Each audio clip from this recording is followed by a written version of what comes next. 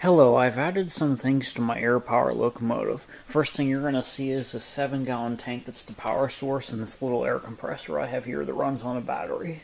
And down here we have the air brake, so I'm going to add a piston to this cylinder and it's going to push this lever down, opening the brakes up. I modified these bike brakes. I flipped these pads around so they would wedge up against the wheels like that. And the spring you see right here holds it open up against the wheels like that. It's the same thing on the other side. How air brakes work is you use air to release the brake. The reason it's like that, you use air pressure to take the brake off the wheels, is because if you lost air pressure, it's just going to lock up. But if it was the other way around where you used air to engage the brake, if you had pressure loss, you would not be able to stop. And right down here you can see the cylinder. I'm going to have one valve that puts air into the cylinder. There's going to be a spring attached to here that retracts the piston. And when it retracts, I'm going to have a valve that opens it that lets the air out. There's the drive lever that's going to spin the wheel. And you can see how I screwed the chain to it. Same thing on the other side. You can see how I made that one.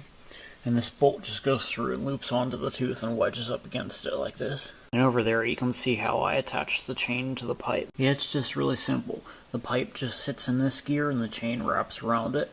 And the bolt goes through the pipe and bolts onto the other end of this bigger gear.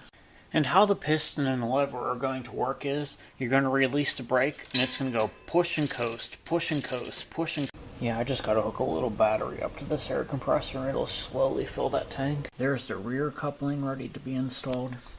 And there's the front coupling ready to be installed. Yep, it's all made from junk I had laying around. The only thing I bought was the air tank and that steel pipe that goes on the wheels.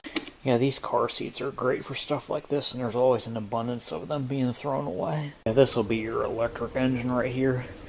You can see the electronic capacitor gas tank down there in the charger. Well, thanks for watching. Please subscribe, and this project is coming along. Right there's all my tracking supplies. Yeah, I like that utility pole. I think what I'm going to do is get 2 more poles and take 2 arms off of that and just put 1 arm on each pole.